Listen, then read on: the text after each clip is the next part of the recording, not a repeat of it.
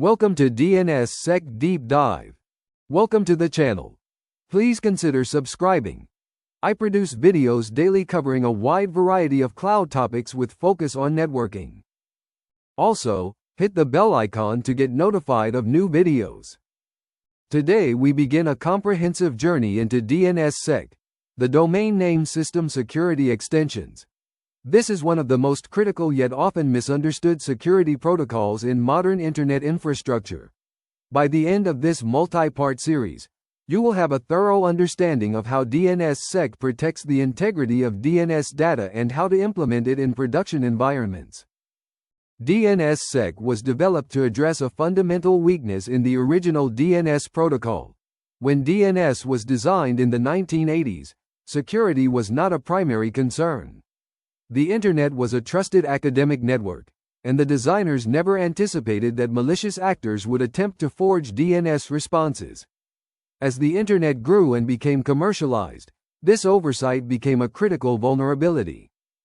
In this first part, we will explore the foundational concepts of DNSSEC, understand why it was created, and dive deep into RFC 4033, which provides the conceptual framework for the entire DNSSEC architecture. This RFC is essential reading because it explains not just the mechanics but the philosophy behind DNSSEC design decisions. The diagram illustrates the scope of our presentation series. We begin with the core RFCs that define DNSSEC fundamentals. RFC 4033 establishes the concepts and terminology. RFC 4034 defines the resource records used for cryptographic signatures. RFC 4035 specifies the protocol modifications required to support these extensions. From this foundation, we branch into advanced topics including NSEC 3 for improved privacy, operational practices for real-world deployment, and automated key management through CDS and CDNSKEY records. Real-world DNS attack examples. Understanding the theoretical vulnerabilities is important, but examining real-world attacks drives home why DNSSEC matters. These attacks have caused significant financial losses, compromised user security, and undermined trust in Internet infrastructure.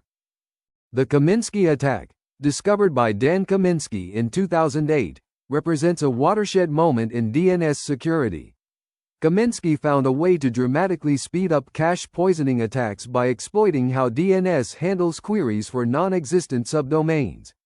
Instead of waiting for a specific query to poison, an attacker could generate thousands of queries for random subdomains and include poisoned delegation records in each forged response.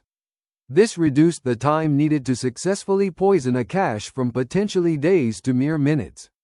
The discovery was so serious that a coordinated industry-wide response was organized to patch DNS software before details were publicly disclosed.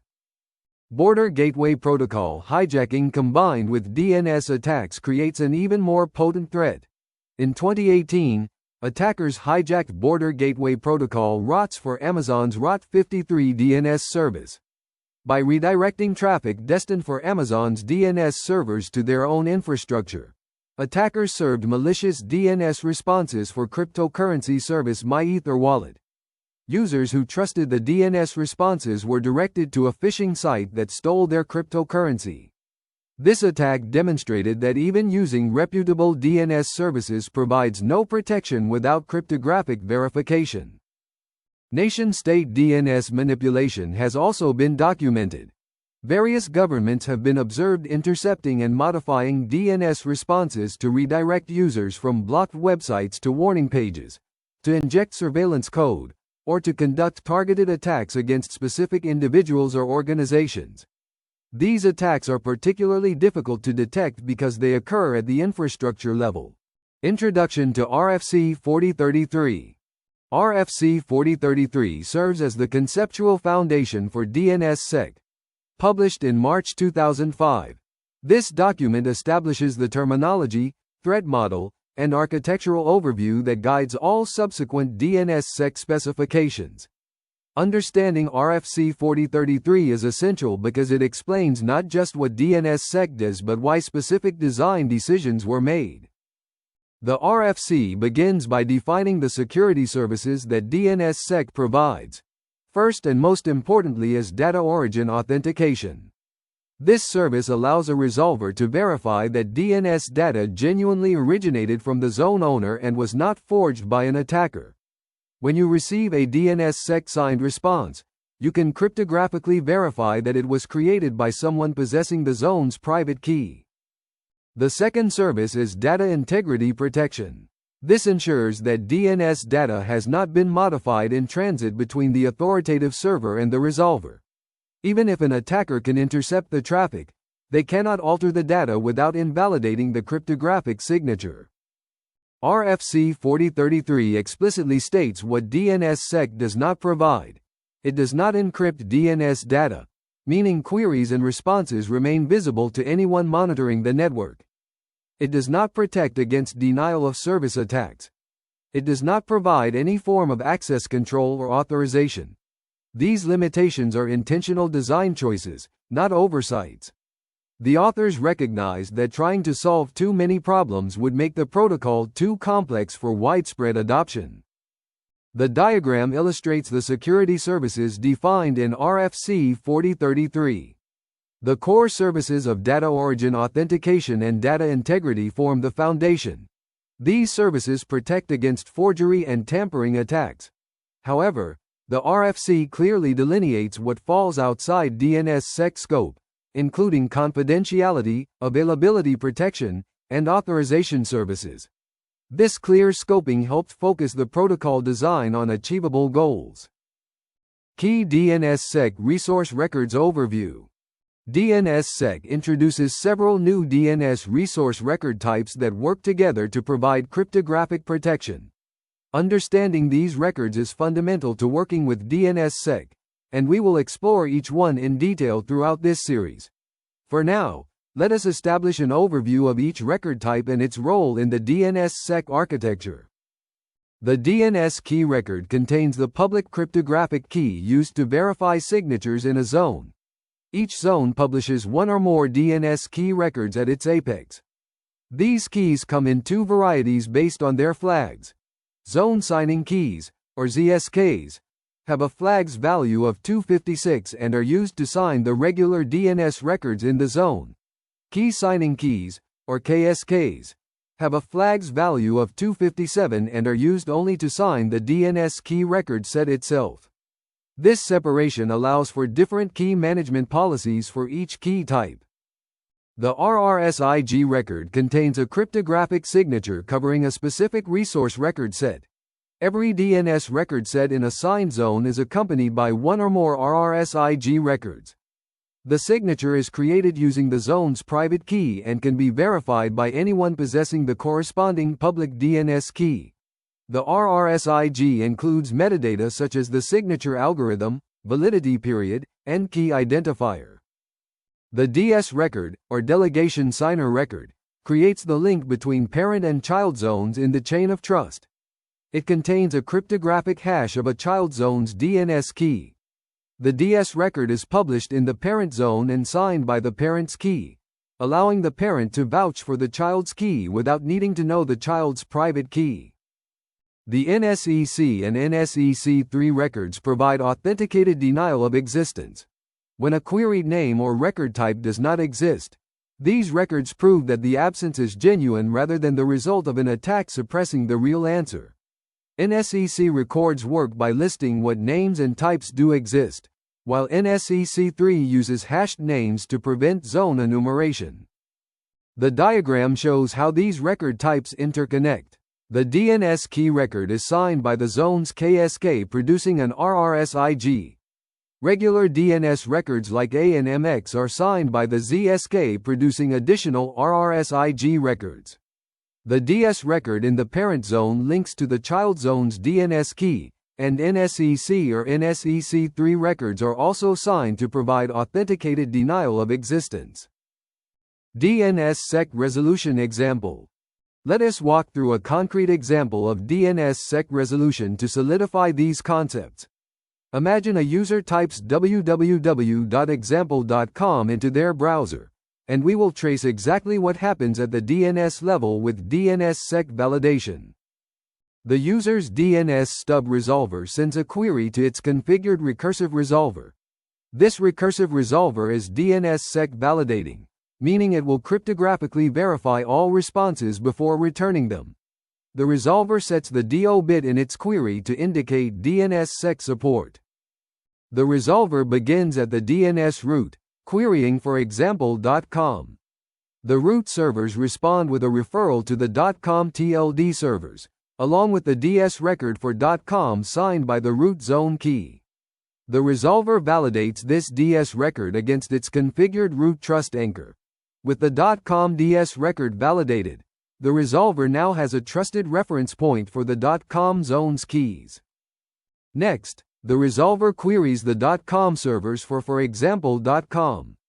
The .com servers respond with another referral, this time to the example.com authoritative servers, along with the DS record for example.com signed by the .com zone key. The resolver retrieves the .com DNS key records, validates the DS signature, and now has a trusted reference for example.com's keys. Finally, the resolver queries the example.com authoritative servers for www.example.com. The server responds with the A record containing the IP address, accompanied by an RRSIG signature.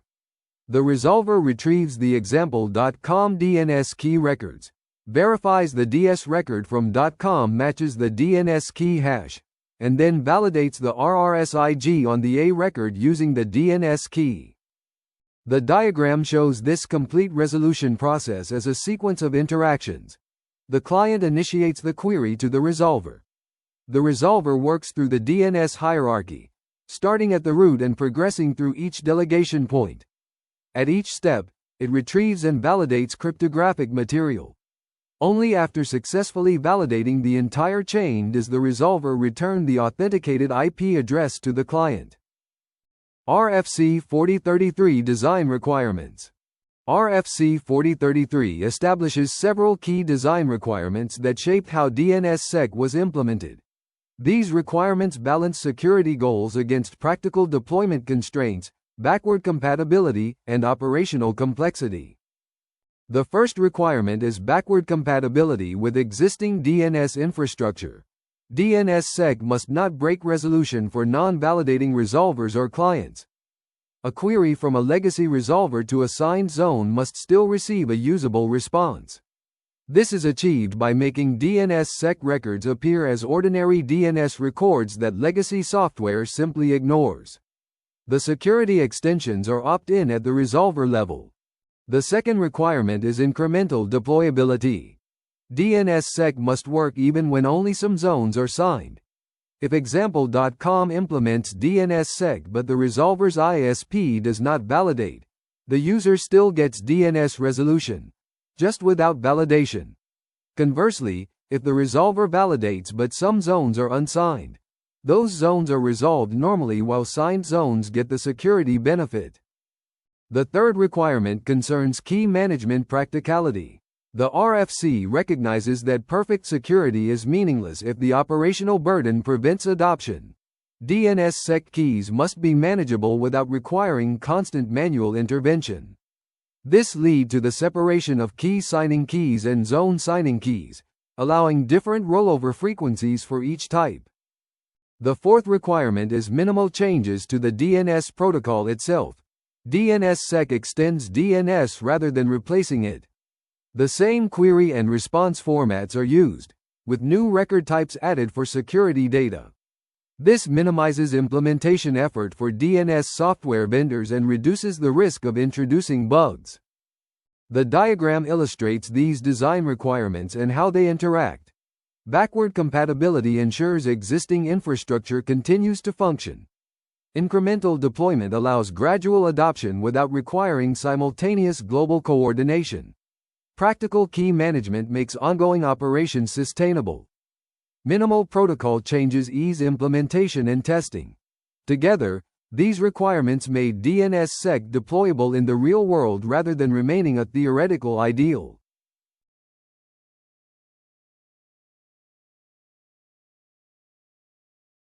RFC 4034 Overview. Welcome back to our DNSSEC Deep Dive series. In Part 1, we covered the foundational concepts from RFC 4033, understanding why DNSSEC was created and the security services it provides. Now we move into RFC 4034, which defines the actual resource record types that make DNSSEC work. RFC 4034 is titled Resource Records for the DNS Security Extensions, and it specifies the wire format and semantics for 4 new DNS resource record types. These records form the building blocks of DNSSEC, and understanding their structure is essential for anyone implementing, troubleshooting, or auditing DNSSEC configurations. The 4 record types defined in RFC 4034 are DNSKEY, RRSIG, NSEC, and DS. Each serves a distinct purpose in the DNSSEC architecture. DNSKEY records store the public cryptographic keys used to verify signatures. RRSIG records contain the digital signatures themselves. NSEC records enable authenticated denial of existence. DS records create the chain of trust between parent and child zones. The diagram illustrates how these 4 record types relate to each other and their roles in DNSSEC. The DNSKEY record serves as the foundation, containing the public keys that everything else depends on. The RRSIG record uses the private key corresponding to a DNS key to create signatures over DNS data. The DS record creates links between zones by containing a hash of a child zone's DNS key. The NSEC record proves non-existence by listing what names and types do exist, allowing validators to confirm that missing data is genuinely absent rather than being suppressed by an attacker. Throughout this section, we will examine each record type in detail, including their wire format, the meaning of each field, and how they are used in practice. Understanding DNSKEY flags. The flags field in DNSKEY records deserves special attention because it determines how the key is used in DNSSEC operations. Misunderstanding these flags is a common source of configuration errors. The zone key flag, which is bit 7 in the flags field, indicates whether this key is authorized to sign zone data. When this bit is set, the key can be used to verify RRSIG records covering DNS resource records in the zone. If this bit is not set, the key cannot be used for DNSSEC validation even if it is published in the zone. This provides a mechanism to publish keys for other purposes without them being confused with DNSSEC signing keys. The secure entry point flag, which is bit 15, serves a different purpose.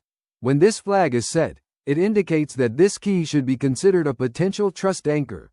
For practical purposes, this flag distinguishes key signing keys from zone signing keys. Keys with this flag set are expected to have corresponding DS records in the parent zone.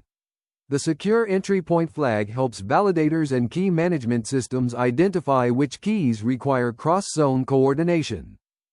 A zone signing key typically has a flag's value of 256, which in binary is 000000010000000. Only the zone key flag at bit 7 is set. ZSKs are used to sign all the regular DNS records in the zone such as A records, MX records, and TXT records. A key signing key has a flag's value of 257, which in binary is 000000010000001. Both the zone key flag at bit 7 and the secure entry point flag at bit 15 are set. Key signing keys are used only to sign the DNS key record set itself. This creates a self-referential signature where the DNS key records are signed by one of the keys within that same record set. The diagram illustrates the practical difference between these key types. The key signing key with flags 257 signs only the DNS key record set and has its hash published as a dataset record in the parent zone. The zone signing key with flags 256 signs all other DNS records in the zone including a record, Quad A, MX, TXT, and the NSEC records. This separation allows different key management policies for each key type. RRSIG record structure. The RRSIG record contains the cryptographic signature that authenticates a set of DNS resource records. Every record set in a signed zone must have an accompanying RRSIG, making these records ubiquitous in DNSSEC responses. The RRSIG record structure contains numerous fields that together provide all the information needed for signature verification. The type-covered field identifies which DNS record type this signature covers. For example, an RRSIG covering A records would have type covered set to A, while one covering MX records would have type covered set to MX. The algorithm field matches the algorithm used in the signing DNS key. This must be the same algorithm value as in the DNS key record, ensuring the validator uses the correct cryptographic operations for verification. The labels field contains the number of labels in the original owner name. This is used to detect if the signature was intended for a different name. It helps prevent certain types of replay attacks and is particularly important for wildcard signatures. The original TTL field stores the TTL value that should be used during signature verification. This is necessary because the actual TTL in responses decrements as the record ages in caches. Without the original TTL, the signature would become invalid as the record ages, which would be operationally unworkable. The signature expiration and signature inception fields define the validity window for the signature. Signatures are only valid between these two timestamps. This prevents replay of old signatures and forces zones to maintain fresh signatures. The key tag field identifies which DNS key was used to create this signature. Validators use this to select the correct key from the DNS key set without trying every key. The signer's name field specifies the domain name of the zone that created the signature. This is typically the zone apex and helps validators locate the correct DNS key records. Finally, the signature field contains the actual cryptographic signature bytes, encoded using the algorithm specified in the algorithm field. The diagram shows all these fields together.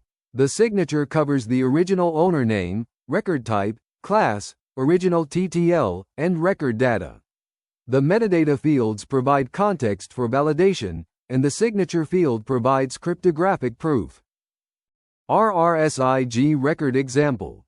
Let us examine an actual RRSIG record to see how the theoretical structure maps to practical format.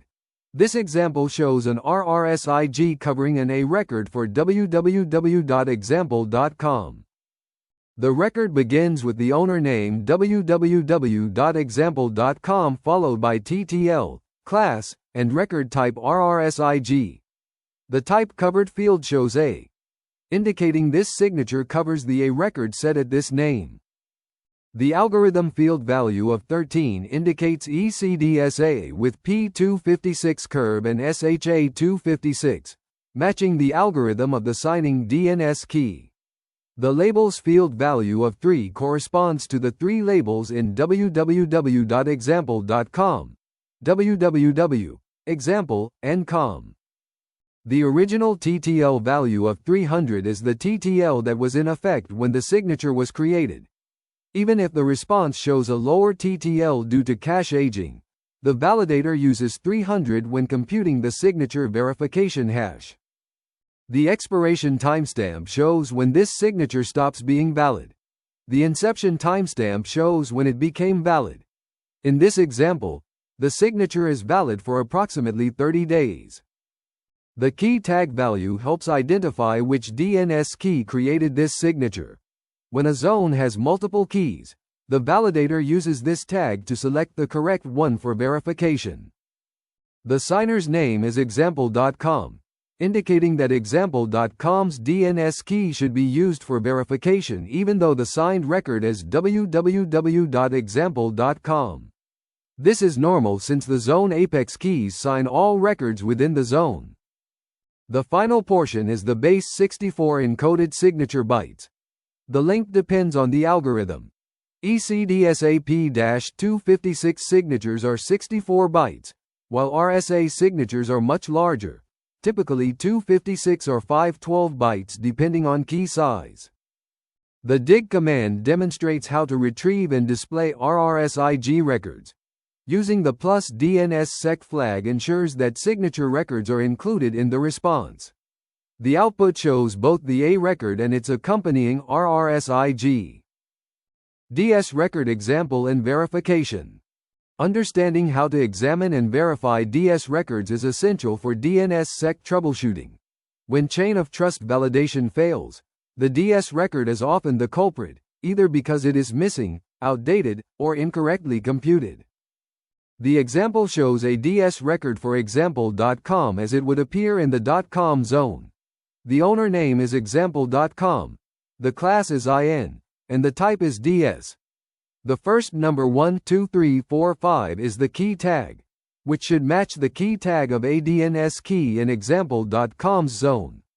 The algorithm value 13 indicates ECDSAP-256. The digest type 2 indicates SHA-256 was used. The final string is the hexadecimal representation of the SHA-256 hash. To query DS records, you ask the parent zone servers. The dig command specifies the child zone name with type DS. Since DS records are in the parent zone, this query goes to the parent's authoritative servers. Verifying a DS record requires computing the expected digest from the DNS key and comparing the DNSSEC-DS from key tool from bind does this automatically. You provide the DNS key record, and it outputs what the corresponding DS record should be. If this output matches what is published in the parent zone, the linkage is correct. The verification process begins by retrieving the DNS key records from the child zone. Then you compute what DS records should exist using DNSSEC-DS from key. Next, you retrieve the actual DS records from the parent zone. Finally, you compare the computed and published DS records. They should match for at least one DNS key in the child zone. Common problems include stale DS records that reference keys that have been rotated out, incorrect digest type where the parent only supports certain algorithms, and missing DS records entirely when a zone is first signed but the parent has not been updated. Each of these issues breaks the chain of trust and causes validation failures. NSEC record structure. The NSEC record provides authenticated denial of existence, one of the more subtle but essential DNSSEC features. In standard DNS, if a name does not exist, the server simply returns an empty response. An attacker could generate such empty responses to hide legitimate records. NSEC allows validators to prove that a name truly does not exist. NSEC works by creating a sorted chain of all names in the zone. Each NSEC record points to the next name in canonical order, and the last name points back to the zone apex, forming a complete loop. When a query arrives for a non-existent name, the server returns the NSEC record that proves no name exists in that position in the sort order. The NSEC record contains two main components. The next domain name field contains the next domain name in canonical order after the owner name of this NSEC record. If someone queries for a name that would alphabetically fall between the NSEC owner name and the next domain name, this NSEC proves that name does not exist. The type bitmaps field indicates which record types exist at the owner name. This allows proving that a name exists but a particular record type does not. For example, if someone queries for an MX record at a name that only has a records, the NSEC can prove the MX type does not exist at that name. The diagram illustrates how NSEC records chain together. The zone contains names alpha.example.com, beta.example.com, and gamma.example.com. The NSEC at alpha points to beta as the next name. The NSEC at beta points to gamma. The NSEC at gamma points back to example.com, completing the chain. If someone queries for able.example.com, the alpha NSEC proves it does not exist because able would sort after alpha but before beta, yet alpha points directly to beta with no able in between. While NSEC is effective, it has a significant privacy drawback. By following the chain of NSEC records, anyone can enumerate all names in a zone. This is called zone walking. For many zones, this exposure of internal naming is unacceptable, which led to the development of NSEC 3 that we will cover in a later section.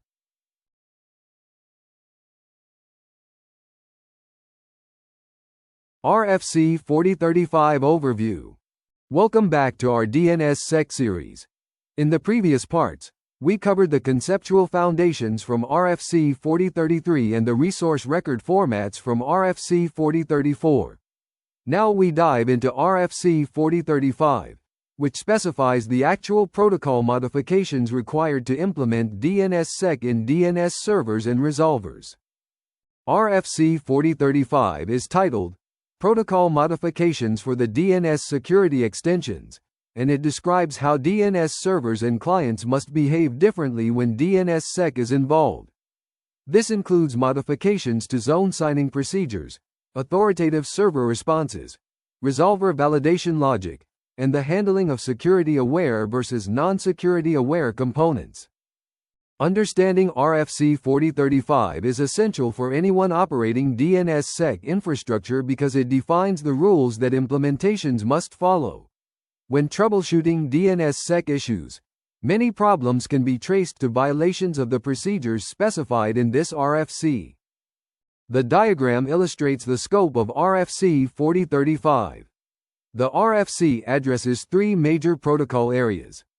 Zone signing covers how zone administrators must prepare signed zones, including which records require signatures and how NSEC chains are constructed. Server behavior defines how authoritative servers process queries and construct responses, including when to include DNSSEC records and how to handle the DO bit. Resolver validation specifies the complete validation algorithm that resolvers must implement, including chain of trust verification and response classification. Each area connects to the others, creating the complete DNSSEC protocol flow from zone preparation through query processing to final validation. The DO bit and DNSSEC aware queries. One of the key protocol modifications in RFC 4035 is the introduction of the DNSSEC OK bit, commonly called the DO bit. This bit appears in the EDNS0OPT pseudo record and signals that the querying resolver is DNSSEC aware and capable of processing DNSSEC records. When a resolver sets the DO bit in its query, it tells the authoritative server that it wants to receive DNSSEC records along with the normal response data. Without the DO bit set, even a fully signed zone will return only regular DNS records, maintaining backward compatibility with legacy resolvers that do not understand DNSSEC record types. The DO bit is set in the extended flags portion of the EDNS0OPT record. EDNS0, which stands for Extension Mechanisms for DNS version 0 and is defined in RFC 6891, extends the DNS protocol to support larger responses and additional signaling capabilities. The DO bit occupies bit 15 of the extended flags field, and when set to 1, indicates the querier supports DNSSEC. When an authoritative server receives a query with the DO bit set, its response behavior changes significantly. It must include RRSIG records covering all data in the response. If the query is for a name that does not exist, the server must include NSEC or NSEC3 records proving non-existence. If the query is for a record type that does not exist at an existing name, the server must include NSEC records proving that type's absence. The diagram illustrates the difference in server response based on the DO bit setting. A client without DNSSEC support sends a query without the DO bit and receives only the requested a record. A DNSSEC-aware client sends the same query but with the DO bit set. The server recognizes this flag and includes the A record plus its RRSIG signature, plus the zone's DNS key records and their signatures, providing everything needed for validation. The server's response logic branches based on DO bit presence, ensuring backward compatibility while enabling security for capable clients. The CD bit and checking disabled. RFC 4035 introduces another important flag called the checking disabled bit, abbreviated CD. This bit allows a resolver to request that an upstream validating resolver not perform DNSSEC validation, passing the data through unchanged. The CD bit is used in scenarios where the querying resolver wants to perform its own validation rather than trusting an intermediate resolver's validation.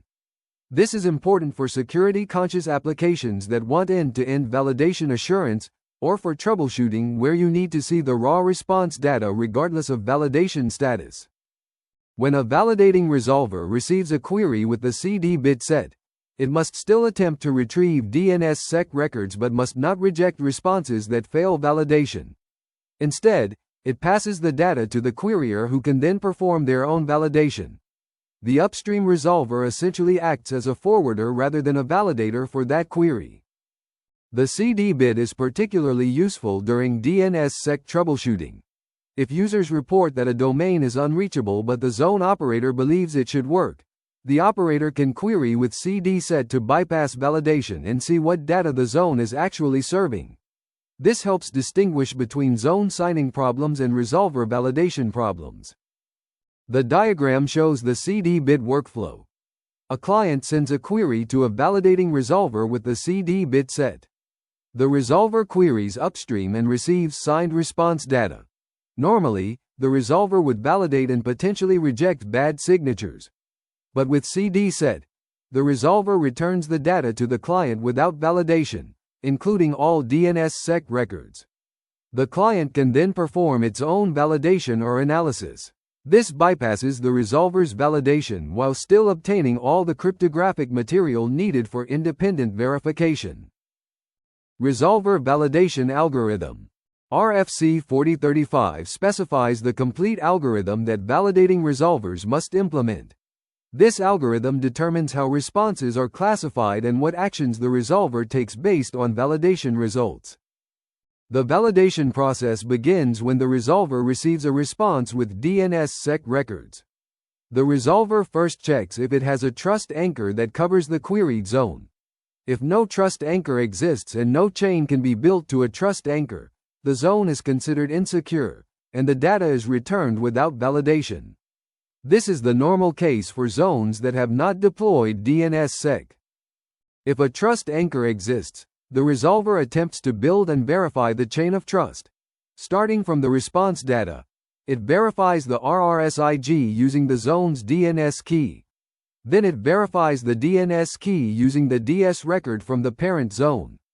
This process continues recursively until reaching a configured trust anchor or the root zone. The validation can result in 3 states.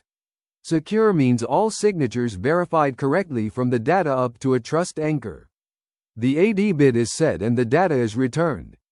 Insecure means the zone or an ancestor is provably unsigned, so validation is not possible but no forgery is detected. The data is returned without the AD bit. Bogus means validation was attempted but failed, indicating possible forgery or misconfiguration.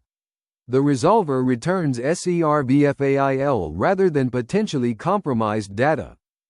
The diagram shows the validation decision tree. The resolver receives a response and checks for applicable trust anchors. If none exist, the response is insecure and returned as is. If trust anchors exist, the resolver builds the chain of trust. If chain building succeeds and all signatures verify, the response is secure and returned with AD set. If signatures fail verification, the response is bogus and SERV fail is returned. If ADS record is provably absent, proving the child is unsigned, the response is insecure. This algorithm ensures that validators consistently classify responses and protect users from forged data. Response space size and truncation. DNSSEC significantly increases DNS response sizes because of the additional RRSIG, DNSKEY, and NSEC records.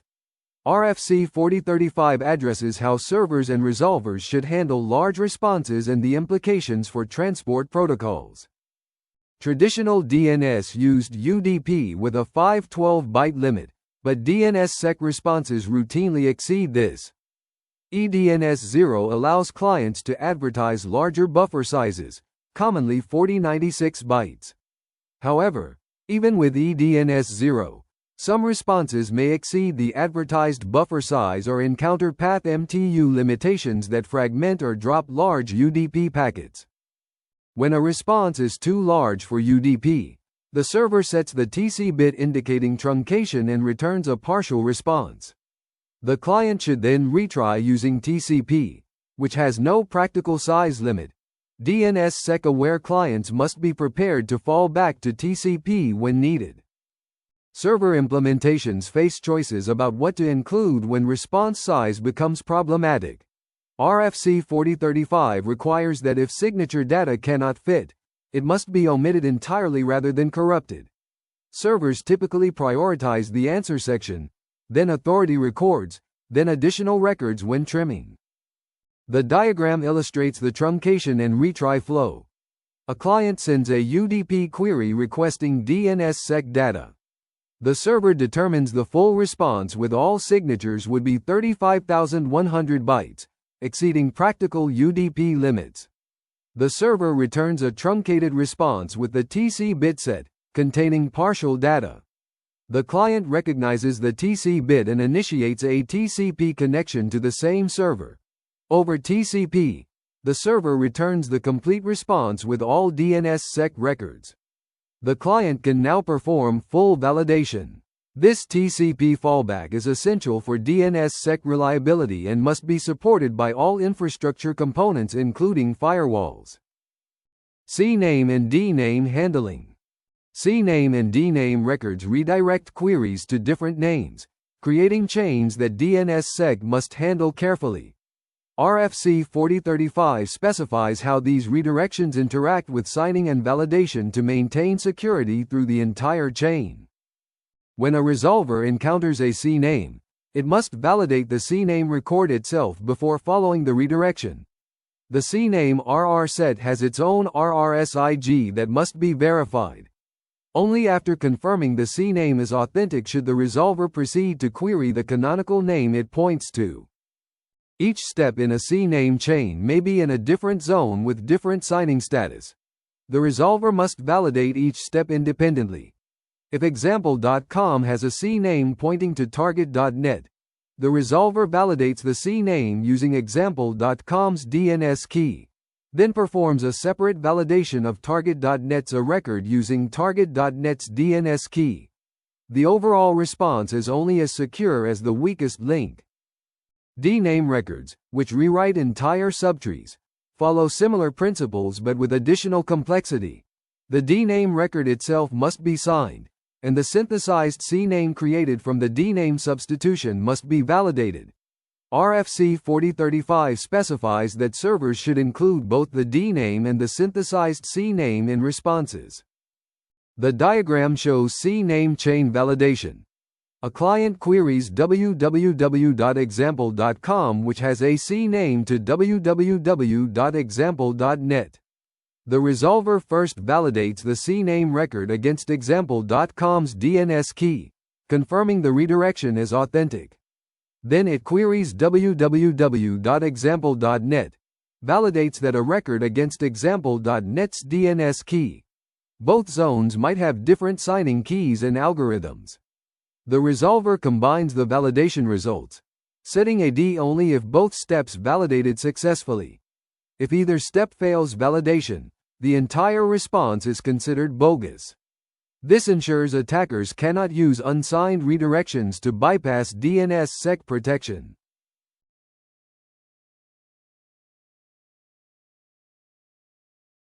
The zone walking problem. Welcome back to our DNSSEC series. We have covered the core DNSSEC RFCs 4033, 4034, and 4035. Now we address a significant limitation of the original DNSSEC design that RFC 5155 was created to solve: the zone walking vulnerability. As we discussed earlier, NSEC records form a chain through the zone, with each NSEC record pointing to the next name in canonical order. This chain enables authenticated denial of existence by proving there are no names between the NSEC owner and the next name. However, this same mechanism creates a serious privacy problem. An attacker can exploit the NSEC chain to enumerate every name in a zone. The process is simple. Query for any non-existent name. Receive the NSEC record showing what name comes next, then query for a name just after that one. By repeating this process, walking from one NSEC to the next, an attacker can discover every name in the zone without any prior knowledge of its contents. For many organizations, zone walking represents an unacceptable information disclosure. Internal host names might reveal network infrastructure details, server roles, or organizational structure. Subdomain names could expose development projects, acquisition targets, or other sensitive information that was never intended to be public even though it exists in public DNS. The diagram illustrates zone walking in action. An attacker queries for AAA.example.com, which does not exist. The NSEC response reveals that alpha.example.com exists and the next name is beta.example.com. The attacker queries for something after beta, receives an NSEC showing beta exists and gamma is next. Continuing this process walks through the entire zone. Gamma to mail to www and finally back to the zone apex. In just a few queries, the attacker has enumerated every name without knowing any of them in advance. This complete zone enumeration is why NSEC3 was developed as an alternative. NSEC3 record structure. The NSEC3 record structure is more complex than NSEC because it must convey additional hash-related parameters. Understanding this structure is essential for configuring and troubleshooting NSEC3 deployments. The hash algorithm field identifies which hash function is used. Currently, only algorithm 1, which is SHA-1, is defined and widely implemented. Despite SHA-1's deprecation for other purposes, it remains acceptable for NSEC3 because the security goal is computational cost rather than collision resistance. The flags field contains option bits. The most important is the opt-out flag at bit 0. When set, this flag indicates that the NSEC3 record may cover unsigned delegations without proving their existence. We will discuss opt-out in detail shortly, as it has significant implications for large zones. The iterations field specifies how many additional times the hash function is applied after the initial hash. More iterations increase the cost of reversing hashes but also increase computational load for legitimate servers and validators. Current best practice recommends 0 or very low iterations. The salt length and salt fields provide the salt value mixed into the hash computation. The salt ensures that identical names in different zones produce different hashes. Salt can be empty, and modern recommendations actually favor empty salt with 0 iterations for operational simplicity. The hash length and next hashed owner name fields provide the hash of the next name in the chain, analogous to the next domain name in NSEC records. Finally, the type bitmaps field indicates which record types exist at the original unhashed owner name, just as in NSEC records. The diagram shows all NSEC3 fields and their relationships. The hash algorithm, iterations, and salt together form the hash parameters. The flags field controls opt-out behavior. The next hashed owner creates the chain. The type bitmaps prove type existence. All these fields combine to enable denial proofs while obscuring actual zone names. NSEC3 hash computation. Understanding how NSEC3 hashes are computed is important for troubleshooting and for appreciating both the security benefits and limitations of NSEC3. The hash computation follows a specific algorithm defined in RFC 5155. The hash input begins with the fully qualified domain name in wire format, which means each label is preceded by its length byte and the name ends with a 0-length root label. The name is converted to lowercase for case-insensitive matching. This wire format name is then concatenated with the salt value. The concatenated value is hashed using the specified algorithm, typically SHA-1. If the iteration count is greater than 0, the hash output is concatenated with the salt again and hashed repeatedly for the specified number of iterations. Each iteration takes the previous hash output, appends the salt, and hashes again. The final hash is encoded using base 32 hex encoding, which uses characters 0 through 9 and A through V. This encoding is case insensitive and produces the hashed owner name that appears in DNSSEC records and responses. The computational cost of hash reversal depends on the iteration count and salt. An attacker attempting to determine what name produced a given hash must perform brute force guessing, hashing candidate names until finding a match. Higher iterations multiply the cost of each guess. However, higher iterations also increase legitimate server and validator costs, so balance is required. The diagram illustrates the hash computation process step by step. The domain name www.example.com is converted to wire format with length bytes. The salt value is appended to create the initial hash input. SHA-1 produces the first hash.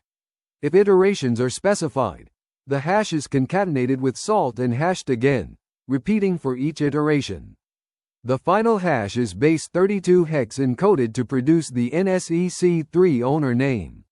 This same process is performed by servers when generating denials and by validators when verifying them. DNSSEC white lies and minimization. RFC 5155 enables a technique called DNSSEC white lies or minimally covering DNSSEC that some implementations use to further reduce zone enumeration risk and operational complexity. This approach generates DNSSEC records dynamically rather than pre-generating them for the entire zone. In traditional DNSSEC deployment, the zone is pre-signed with DNSSEC records covering all existing names. These records are served from the signed zone file. If an attacker has significant computational resources, they might still attempt to reverse the hashes through brute force, especially for predictable names like www or mail. With DNSSEC white lies, the server generates DNSSEC records on the fly for each denial response. Instead of returning the nearest pre-existing DNSSEC records, the server creates a synthetic DNSSEC chain that minimally covers just the queried hash.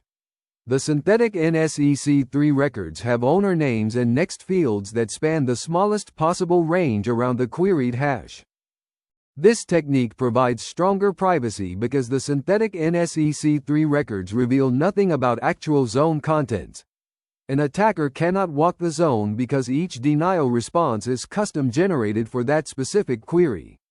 However, this requires online signing capability since the DNSSEC records and their RRSIGs must be generated in real time. The trade-off is operational complexity and increased server load. Online signing requires careful key management and introduces latency. Some implementations use short-lived signing keys for online operations while maintaining offline keys for the main zone data. The diagram shows conventional DNSSEC versus white lies responses. In conventional mode, pre-computed DNSSEC records reveal where existing names hash relative to the query. In white lies mode, the server computes the query hash, then generates synthetic DNSSEC records with next hashed owner set to query hash +1. This proves the specific query does not exist without revealing any information about what names do exist. The response is signed on the fly with the zone's signing key. DNSSEC versus DNSSEC comparison. Choosing between DNSSEC and DNSSEC requires understanding the trade-offs between them. Neither is universally superior. The right choice depends on zone characteristics and operator priorities. DNSSEC advantages include simplicity and efficiency. DNSSEC records are smaller than DNSSEC because they do not include hash parameters. Validation is faster because no hash computation is required. Zone signing is simpler with fewer parameters to configure. For zones where name privacy is not a concern, DNSSEC avoids unnecessary complexity. DNSSEC disadvantages center on zone enumeration. Any signed zone using DNSSEC can be completely enumerated by walking the DNSSEC chain. For public zones like example.com where all names are already known or easily discoverable, this may not matter. For zones with sensitive internal naming, enumeration may be unacceptable. DNSSEC advantages focus on enumeration resistance. While not perfect protection, DNSSEC makes enumeration computationally expensive rather than trivial. The opt-out feature enables efficient operation for large TLDs. Zone contents remain obscured from casual reconnaissance. DNSSEC disadvantages include complexity and overhead. Hash computation adds latency for servers and validators. Misconfigured iterations can create denial of service vulnerabilities. Troubleshooting is harder because names are not directly visible in records. Zone size may be larger due to additional DNSSEC parameter fields.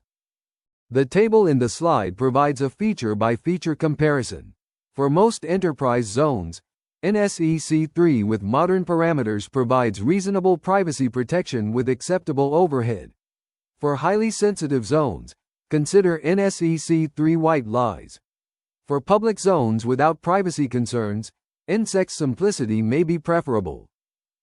DNSSEC implementation examples. Let us examine practical DNSSEC implementation using common DNS software. These examples show how to configure DNSSEC parameters and verify correct operation. In bind, DNSSEC is configured using the DNSSEC policy statement or through RNDC commands. The DNSSEC sign zone tool can also generate DNSSEC zones offline. The key parameters are algorithm, which should be SHA-1, iterations which should be 0, and salt which can be omitted or set to a dash for empty. The DNSSEC param directive in bind specifies the DNSSEC parameters. Setting iterations to 0 and using an empty salt follows current best practices. The opt-out flag can be added if needed for large zones with many unsigned delegations. To verify DNSSEC configuration, query for a non-existent name and examine the denial response. The dig command with the plus DNSSEC flag will show the DNSSEC records returned. Look for the hash algorithm, iteration count, and salt values to confirm they match your configuration. The delve command provides more detailed validation output, showing each step of the DNSSEC validation process including DNSSEC proof verification. This is invaluable for troubleshooting denial of existence issues. The LDNS-NSEC3-hash tool can compute DNSSEC hashes for specific names, helping verify that hashes in responses correspond to expected values. You provide the name and DNSSEC parameters, and it outputs the base 32-hex hash. The code block shows commands for configuring DNSSEC in bind using RNDC to enable DNSSEC with 0 iterations and empty salt, querying to verify DNSSEC responses are returned, using delve for detailed validation, and using LDNS-NSEC3-hash to compute expected hash values. These tools together enable comprehensive DNSSEC deployment and verification. RFC 6840 Overview. Welcome back to our DNSSEC series.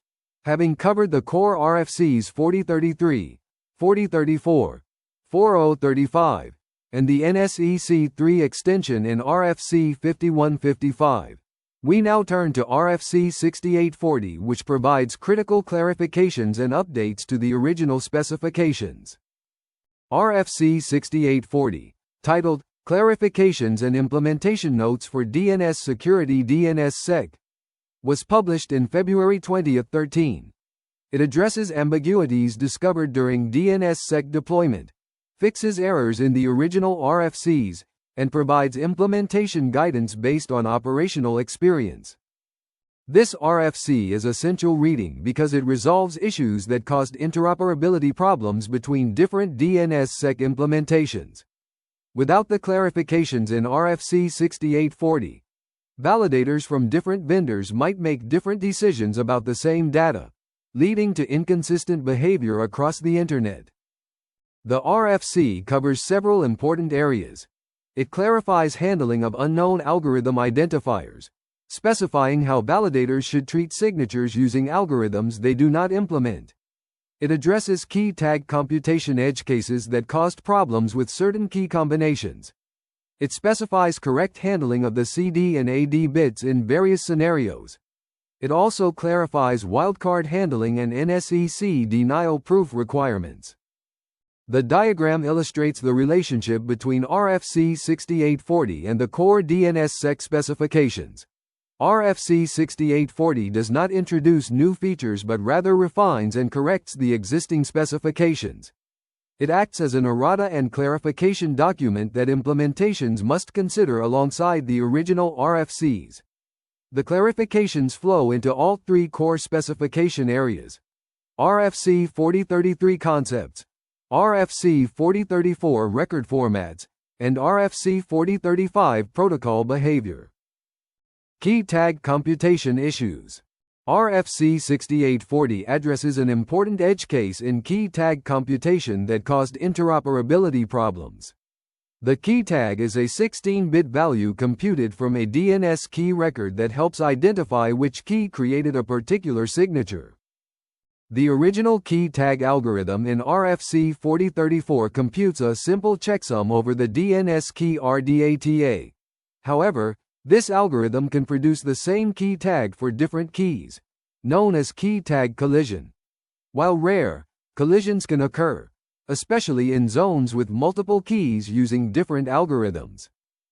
RFC 6840 clarifies that validators must not rely solely on key tag for key identification. When multiple keys have the same key tag, validators must try each matching key until one successfully validates the signature. The key tag is an optimization hint, not a unique identifier. The RFC also addresses a specific issue with Algorithm 1, RSA/MD5, which was deprecated. Some early implementations computed key tags differently for Algorithm 1 versus other algorithms. RFC 6840 specifies that the standard key tag algorithm applies to all algorithms, eliminating this inconsistency. The diagram illustrates key tag collision handling. A zone has two DNSKEY records that happen to produce the same key tag value of 1, 2, 3, 4, 5. When a validator receives an RRSIG with key tag 1, 2, 3, 4, 5, it cannot immediately know which key to use. The validator must try both keys, attempting signature verification with each. When one key successfully validates the signature, that verification is accepted. The other key is irrelevant for this particular RRSIG. This try-each-match approach ensures correct validation despite collisions. RFC 6781 Operational Practices Introduction. We now transition from the clarifications of RFC 6840 to RFC 6781, which provides comprehensive operational guidance for DNSSEC deployment. Published in December 2012, RFC 6781 is titled DNSSEC Operational Practices, version 2, and represents accumulated wisdom from years of DNSSEC operation. RFC 6781 addresses the practical challenges that zone administrators face when deploying and maintaining DNSSEC. While the core specifications define what DNSSEC does, RFC 6781 explains how to actually operate it in production environments. This includes key generation, signature timing, key rollover procedures, and emergency response. The RFC is essential reading for anyone responsible for DNSSEC operations because many DNSSEC failures stem from operational mistakes rather than protocol issues. Understanding the timing constraints, monitoring requirements, and rollover procedures helps prevent outages. Key topics covered include signature validity periods and how to choose appropriate lifetimes, key rollover methods and their trade-offs, timing considerations to ensure continuous availability, and emergency procedures for key compromise or operational failures. The diagram shows the operational lifecycle that RFC 6781 addresses. Zone administrators generate keys, configure signature parameters, sign zones, and publish to authoritative servers. Over time, keys must be rolled, signatures refreshed, and parameters potentially adjusted. Throughout this lifecycle, monitoring ensures problems are detected before they cause validation failures. RFC 6781 provides guidance for each stage of this operational cycle. Key rollover concepts. Key rollover is the process of replacing DNSSEC keys while maintaining continuous validation. RFC 6781 dedicates significant attention to rollover procedures because incorrect rollover is a leading cause of DNSSEC outages. The fundamental challenge in key rollover is that validators cache DNSSEC data. When you change keys, some validators will have old data in their caches while others have new data. The rollover process must ensure that validation succeeds regardless of which combination of old and new data a validator has. There are two main rollover methods: pre-publication and double signature.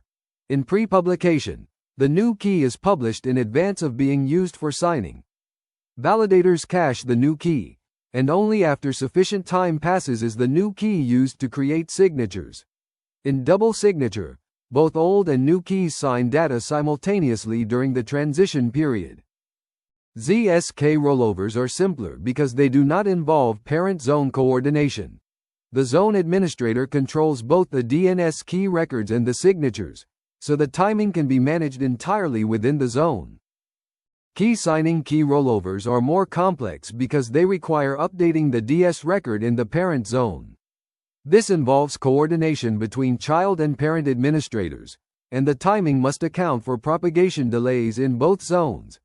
Parent zones may have their own update schedules that constrain when DS changes can occur.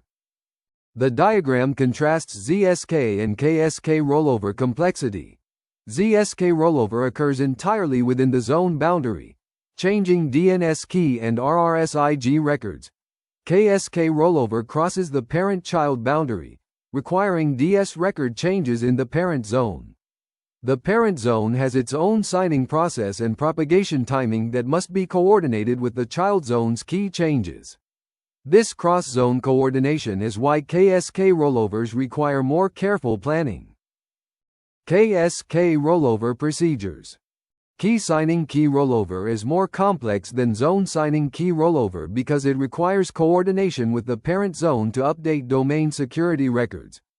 RFC 6781 describes the double signature key signing key rollover method, which is most commonly used. The first phase begins with only the current KSK published and its hash in the parent's DS record. The zone operates normally with the KSK signing the DNSKEY RR set. In the second phase, the new KSK is generated and added to the DNSKEY resource record set. Both old and new KSKs sign the DNSKEY resource record set. This phase must last until all validators have cached the new DNSKEY, at least the DNSKEY TTL. In the third phase, the parent zone is updated to add a DS record for the new KSK. During this phase, both DS records exist in the parent. Validators may have either old or new DS cached, but both correspond to published DNS keys. This phase must last until all validators have the new DS cached. In the fourth phase, the old DS record is removed from the parent zone. After the parent's DS TTL expires, validators only have the new DS. At this point, the old KSK can be removed from the child zone. The critical aspect is maintaining validity at every moment.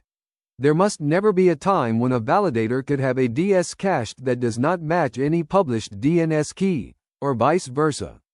The timing calculations must account for TTLs in both parent and child zones. The diagram shows the KSK double signature rollover phases. The child zone DNS key records and the parent zone DS records are shown in parallel, Initially, KSK1 and its DS are active. KSK2 is added to DNSKEY with both keys signing. DS2 is added to the parent while DS1 remains. DS1 is removed after sufficient time. Finally, KSK1 is removed from DNSKEY. At every phase, validators can build a valid chain from cached DS to published DNSKEY. Emergency Key Rollover. RFC 6781 addresses emergency procedures for when keys are compromised or when urgent rollover is required. Emergency rollovers sacrifice some of the timing safety margins in normal rollovers to minimize the exposure window. If a ZSK is compromised, the immediate action is to generate a new ZSK, add it to the DNSKEY RR set, and begin signing with it. The compromised key should be removed as quickly as operationally feasible. Since ZSK changes do not require parent coordination, this can happen quickly. The risk in emergency ZSK rollover is that some validators may have cached the old DNSKEY without the new key. When they receive signatures from the new key, validation fails. This causes a brief outage for those validators until their cache refreshes. The alternative of leaving a compromised key active may be worse. Key signing key compromise is more serious because it requires parent zone coordination. Emergency key signing key rollover requires publishing the new key signing key immediately, contacting the parent to update domain name system records as quickly as possible, and accepting that some validators will experience failures during the transition. Preparation significantly reduces emergency response time. Maintaining a standby key that is already published but not actively signing allows immediate activation without waiting for DNSKEY propagation. Some organizations publish backup DS records in advance, though this has its own security implications. The diagram contrasts normal and emergency rollover timelines. Normal rollover has careful timing with safety margins at each phase, typically taking weeks. Emergency rollover compresses or eliminates waiting periods, completing in hours or days. The trade-off is that emergency rollover may cause validation failures for some resolvers, while normal rollover maintains continuous availability. Organizations should plan emergency procedures in advance and practice them periodically. The DS Record Management Challenge. Welcome back to our DNSSEC series. In the previous parts, we covered key rollover procedures and saw that key signing key rollovers require coordination with the parent zone to update domain signer records. This cross-zone coordination has historically been one of the biggest operational barriers to DNSSEC adoption and maintenance. When a child zone needs to update its DS records in the parent, the process typically involves manual steps. The child zone administrator must generate the new DS record data, then communicate it to the parent zone administrator through some out-of-band mechanism like a web portal, email, or a PI. The parent administrator must verify the request is legitimate, update their zone, and re-sign. This process can take hours to days depending on the parent's procedures. For initial DNSSEC deployment, this problem is called the bootstrapping problem. A new zone signs itself with a KSK, but that KSK is meaningless until the parent publishes a corresponding DS record. Until the DS is published, validators cannot build a chain of trust to the new zone. The zone operator must somehow securely communicate the DS data to the parent. This manual coordination creates multiple problems. It introduces delays in DNSSEC deployment and key rollovers. It creates opportunities for human error in copying DS record data. It requires out-of-band verification that the DS request is authentic. It does not scale well for registrars managing millions of domains. The diagram illustrates the traditional DS update workflow. The child zone administrator generates new DNSKEY and computes the DS record. They must then use some external channel to communicate DS data to the parent, such as a registrar portal, EPP commands, or email. The parent validates the request through their own procedures, updates the zone, and re-signs. Each step introduces potential delays and error opportunities. RFC 6841 and RFC 8078 address these challenges with automated, in-band solutions. CDS record structure and usage. The CDS record has identical wire format to the DS record, containing key tag, algorithm, digest type, and digest fields. This identical format means existing DS record tooling can process CDS records with minimal modification. The key tag field in CDS contains the key tag of the DNS key in the child zone that this CDS references. When the parent processes the CDS, they can use this tag to identify which key the child wants as their trust anchor. The algorithm field specifies the DNS key algorithm, matching the algorithm field in the referenced key. The digest type field specifies which hash algorithm was used to compute the digest, typically SHA-256 with value 2. The digest field contains the actual hash of the DNS key. The child zone publishes CDS records at the zone apex, signed with the zone's current keys. For the CDS to be trusted during a key rollover, it must be signed by a key that the parent already trusts through existing DS records.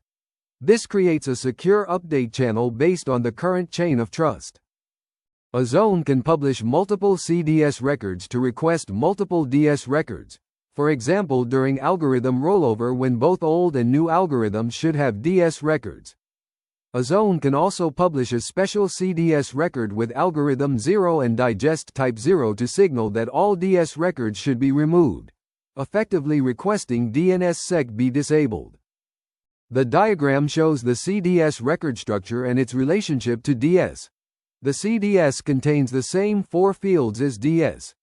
Key tag identifying the target key, algorithm matching the DNS key, digest type specifying the hash algorithm, and digest containing the hash value. The child zone publishes CDS at the apex, signed by the current KSK. The parent retrieves and validates CDS, then copies the content to create or update DS records in the parent zone. CDS and CDNS key processing by parents. RFC 6841 specifies how parent zones should process CDS and CDNS key records, but leaves significant flexibility for parent policy. Understanding the processing requirements helps both child and parent administrators ensure smooth automation. The first step in parent processing is retrieving the CDS or CDNS key records from the child zone. The parent queries the child's authoritative servers directly, not through resolvers, to ensure they get authoritative data. The query should request DNSSEC records to enable validation. The parent must validate the retrieved records against the existing chain of trust. This means verifying the CDS or CDNSKEY RRSIG using DNS key records that correspond to currently published DS records in the parent zone. This validation ensures the update request is authentic and authorized by the current key holders. After validation, the parent applies their policy checks. These might include rate limiting to prevent rapid changes, waiting periods to confirm stability, comparison with previous values to detect unexpected changes, and notification to the domain registrant. If all checks pass, the parent updates their DS records to match the CDS content or DS computed from CDNSKEY. The parent zone is then re-signed with the new DS records. The update propagates through DNS, and validators will begin using the new chain of trust. The diagram shows the parent processing workflow. The parent periodically scans child zones for CDS and CDNS key records. Upon finding records, it validates signatures against existing DS. Policy checks are applied including rate limits and stability requirements. If approved, DS records are updated and the parent zone is re-signed. The entire process can be automated, removing human intervention from routine key rollovers. RFC 8078 Bootstrapping Methods. RFC 8078 describes several methods for establishing initial trust during DNSSEC bootstrapping. Each method provides authentication through channels other than DNSSEC itself. The first method is authenticated API or control panel. When a domain owner logs into their registrar's control panel or uses an authenticated API, that authentication can extend to CDS acceptance. The registrar knows the domain belongs to this user, so they can trust CDS records published by this user's zone. This is the most common bootstrapping method in practice. The second method is accepting CDS from zones that appear properly configured. The parent or registrar examines the child zone's DNSSEC setup, verifies it follows best practices, and trusts the CDS if everything looks correct. This method requires the parent to have DNSSEC expertise and validation logic. The third method uses multiple vantage point validation. The parent queries the child zone from multiple network locations and compares results. If all vantage points return consistent CDS data over a period of time, this provides confidence against localized attacks. An attacker would need to compromise multiple network paths simultaneously. The fourth method leverages DNS or other existing trust relationships. If the child zone has established trust through another mechanism like Web PKI certificates with CAA records, that trust can bootstrap DNSSEC. The diagram shows the bootstrapping methods and their trust sources. Authenticated API uses login credentials as the trust basis. Configuration validation uses technical examination as trust basis. Multi-vantage validation uses distributed consistency as trust basis. DNS leverages Web PKI trust. Each method provides a path from no DS records to established DS records, after which normal CDS operation can proceed. CDS security considerations. While CDS and CDNSKEY greatly simplify DNSSEC operations, they introduce security considerations that operators must understand. The automation that makes CDS useful also creates potential attack surfaces. The most significant concern is that CDS creates a mechanism to change DS records automatically. If an attacker can compromise a child zone and modify its CDS records, they could potentially redirect the chain of trust to attacker-controlled keys. This makes child zone security even more critical. The RFC 6841 validation requirement that CDS be signed by currently trusted keys provides protection, but only if the current keys have not been compromised. If an attacker obtains the current KSK private key, they can sign malicious CDS records that will pass parent validation. Parent zones should implement rate limiting and anomaly detection on CDS changes. Rapid or unusual changes should trigger alarms and possibly human review before processing. Some parents implement waiting periods between CDS detection and DS update to provide time for detecting compromises. The deletion signal with algorithm 0 is particularly sensitive. An attacker who can publish a signed deletion signal can disable DNSSEC for a victim domain. Parents may require additional verification before processing deletion requests, or may not support automated deletion at all. CDS and CDNSKEY implementation.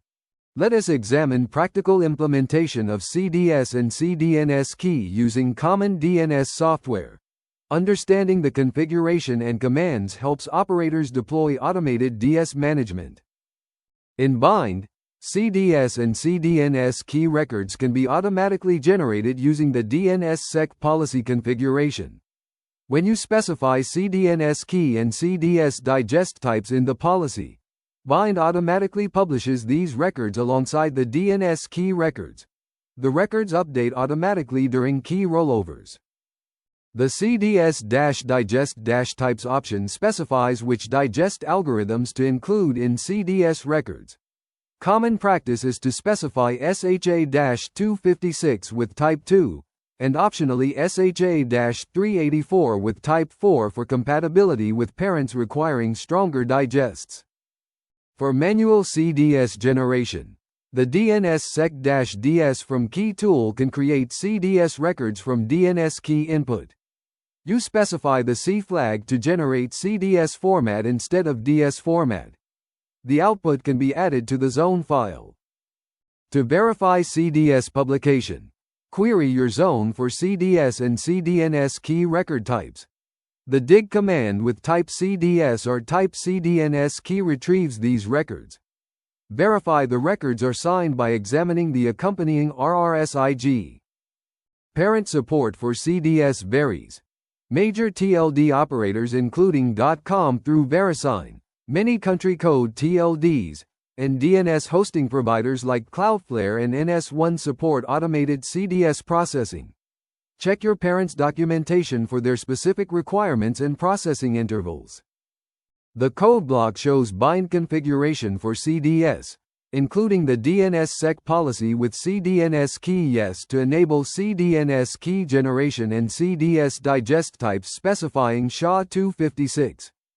It also shows dig commands to query and verify CDS records, the DNSSEC DS from key command with the C flag for manual CDS generation, and DEL for validating the CDS chain of trust. These tools enable complete CDS workflow implementation and troubleshooting.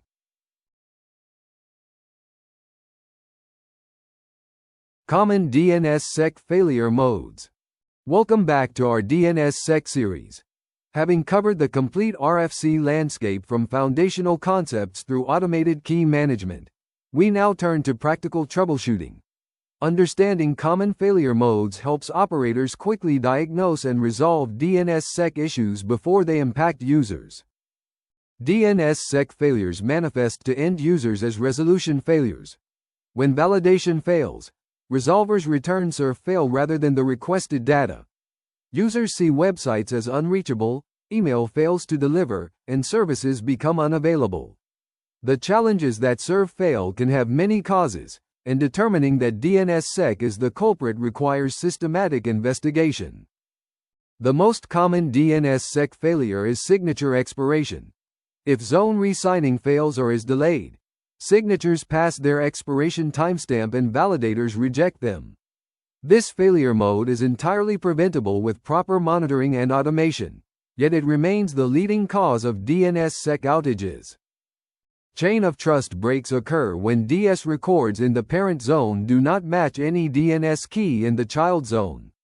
This happens during botched key rollovers, when DS records are removed prematurely, or when DS updates fail to propagate. Validators cannot build a trust path and reject the zone as bogus. Clock skew problems cause validation failures when system clocks differ significantly between signing servers and validators. A signature might be within its validity window on the signer but appear expired or not yet valid on a validator with incorrect time. Algorithm mismatches occur when zones are signed with algorithms that validators do not support, or when DS records use digest types that validators cannot process. Following current algorithm recommendations prevents most of these issues. The diagram categorizes common failure modes by their root cause. Timing failures include signature expiration and clock skew. Chain of trust failures include DS mismatch, missing DS, and stale DS after rollover. Configuration failures include unsupported algorithms, missing NSEC records, and incorrect DNS key flags. Each category requires different diagnostic approaches and remediation strategies. Troubleshooting workflow. When DNSSEC problems occur, following a systematic troubleshooting workflow helps identify the root cause efficiently. Random investigation wastes time and may miss the actual issue. The first step is confirming that DNSSEC is actually the problem. Query the domain with dig plus cd to bypass validation. If this succeeds but normal queries fail, DNSSEC validation is failing. If both fail, the problem is not DNSSEC related and you should investigate basic DNS issues like server availability or zone loading. The second step is checking signature validity. Retrieve the RRSIG records and examine their expiration timestamps. If signatures have expired, the immediate fix is re-signing the zone. The root cause investigation should determine why re-signing failed or was delayed. The third step is verifying the chain of trust. Start at the zone and work upward. Retrieve the zone's DNS key records and compute what DS records should exist. Query the parent zone for actual DS records and compare. Mismatches indicate chain of trust problems requiring DS updates. The fourth step is checking NSEC or NSEC3 coverage if denial of existence queries are failing. Verify that NSEC records properly chained through the zone and that NSEC3 parameters are consistent. The fifth step is validating algorithm support. If the zone uses newer algorithms, verify that resolvers experiencing problems support those algorithms. Consider adding signatures with more widely supported algorithms during transitions. DNSSEC monitoring requirements. Proactive monitoring prevents most DNSSEC outages by detecting problems before they cause validation failures. A comprehensive monitoring strategy covers multiple aspects of DNSSEC health. Signature expiration monitoring is the highest priority. Monitor the minimum time remaining until any signature expires. Alert when this drops below a threshold, typically several days. This provides time to investigate and remediate re-signing failures before signatures actually expire. Chain of trust monitoring verifies that DS records in the parent match DNSKEY records in the child. This should be checked regularly, especially after key rollovers. Any mismatch requires immediate investigation. Validation testing performs actual DNSSEC validation from the perspective of an external resolver. This end-to-end test catches problems that component-level monitoring might miss. Use geographically distributed test points to detect region-specific issues. Key rollover monitoring tracks the progress of automated rollovers. Alert if rollover phases take longer than expected or if rollovers appear to be stuck. Failed rollovers can lead to signature expiration or chain of trust breaks. CDS processing monitoring verifies that parent zones are accepting and processing CDS updates. If CDS automation fails silently, key rollovers may not complete properly. The diagram shows a comprehensive monitoring architecture. The monitoring system queries authoritative servers for signature timestamps, compares DS and DNSKEY records, performs external validation tests, tracks rollover state, and verifies CDS processing. Alerts flow to operators when thresholds are breached. Dashboards provide visibility into overall DNSSEC health. This multi-layer approach catches problems regardless of where they originate. DNSSEC and modern DNS security. DNSSEC is one component of modern DNS security architecture. Understanding how it relates to other DNS security technologies helps operators build comprehensive protection. Domain Name System over HTTPS, abbreviated DOH, and Domain Name System over TLS, abbreviated DOT, provide encryption for domain name system traffic between clients and resolvers. This protects against eavesdropping and tampering on the network path. However, DOH and DOT do not authenticate domain name system data itself. They trust the resolver to provide accurate data. DNSSEC complements these by authenticating data regardless of transport security. DANE, which stands for DNS-based authentication of named entities and is defined in RFC 6698, uses DNSSEC to publish TLS certificate information in DNS. This allows domain owners to specify which certificates are valid for their services, reducing reliance on the certificate authority system. DANE requires DNSSEC because the certificate information must be authenticated. Response Policy Zones, abbreviated RPZ, allow resolvers to override DNS responses for security purposes such as blocking malicious domains. RPZ operates at the resolver level while DNSSEC operates end-to-end. They serve different security functions and can coexist. DNS filtering and security services often validate DNSSEC as part of their security checks. Properly signed zones are more trustworthy and may receive preferential treatment in security scoring. The diagram shows how these technologies layer together. DNSSEC provides data authentication at the authoritative level. DOH and DOT provide transport encryption between client and resolver. DANE leverages DNSSEC for certificate pinning. RPZ provides policy enforcement at the resolver. Together, These technologies create defense in depth for DNS infrastructure. DNSSEC is foundational because other technologies like DANE depend on it. DNSSEC Deployment Checklist. For organizations planning DNSSEC deployment, a structured checklist helps ensure nothing is overlooked. This checklist consolidates the deployment considerations we have discussed throughout the series. Pre-deployment preparation includes inventorying all zones requiring DNSSEC, verifying that DNS software supports current DNSSEC standards, confirming that registrars and parent zones support DS record publication and preferably CDS automation, and establishing key management procedures and secure key storage. Configuration decisions include selecting cryptographic algorithms with elliptic curve digital signature algorithm P256 being the current recommendation. Determining key signing key and zone signing key lifetimes based on operational capacity.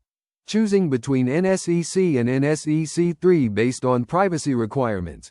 Configuring signature validity periods with appropriate safety margins. And enabling CDS and CDNSKEY publication for automation. Deployment steps include generating initial keys in a secure environment, signing zones and verifying correct configuration with tools like DNSSEC Verify, publishing signed zones to authoritative servers, submitting DS records to parent zone either manually or through CDS bootstrapping, and verifying chain of trust from external validators. Post-deployment operations include implementing comprehensive monitoring for signature expiration and chain of trust, documenting rollover procedures and training operations staff, scheduling and testing key rollovers in staging before production, and establishing emergency procedures for key compromise or validation failures. Future of DNSSEC.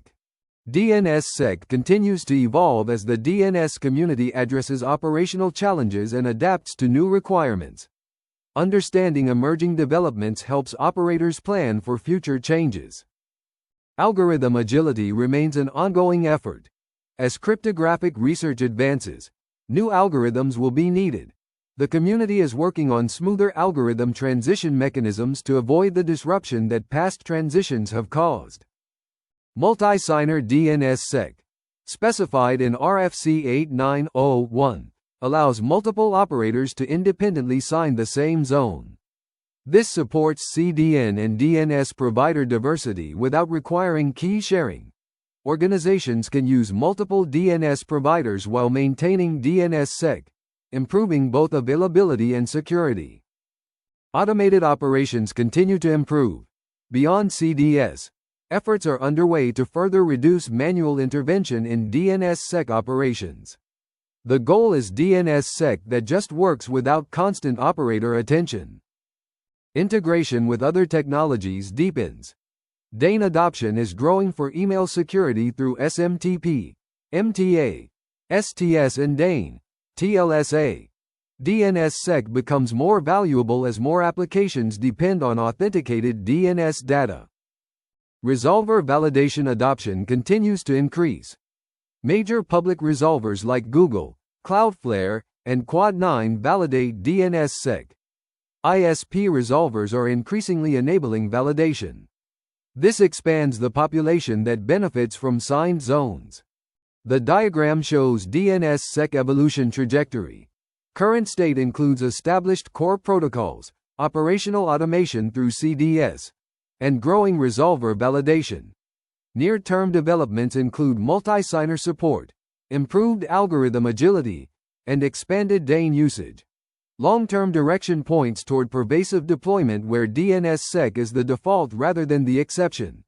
Organizations deploying DNSSEC today are positioning themselves well for this future. Series conclusion.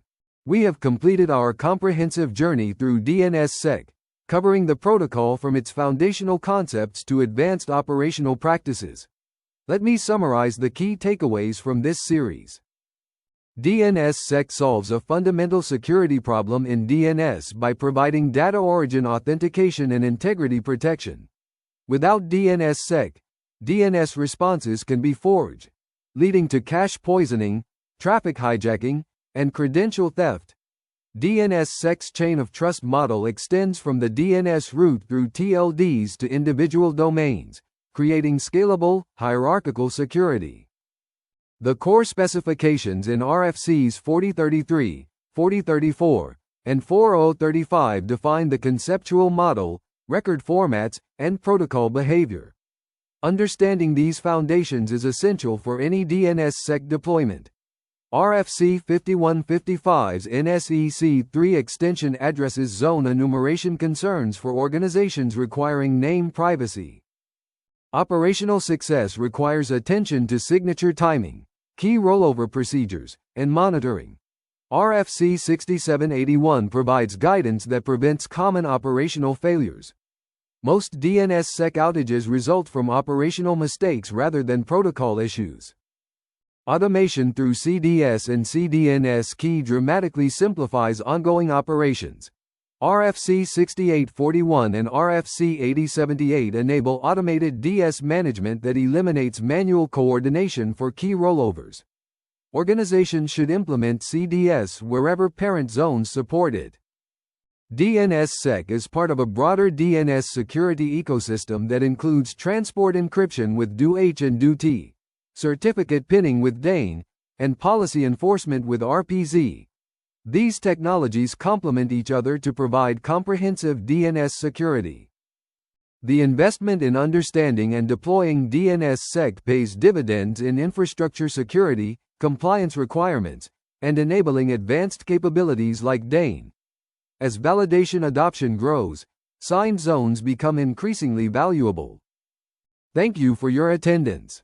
Please consider subscribing to the channel and liking this video.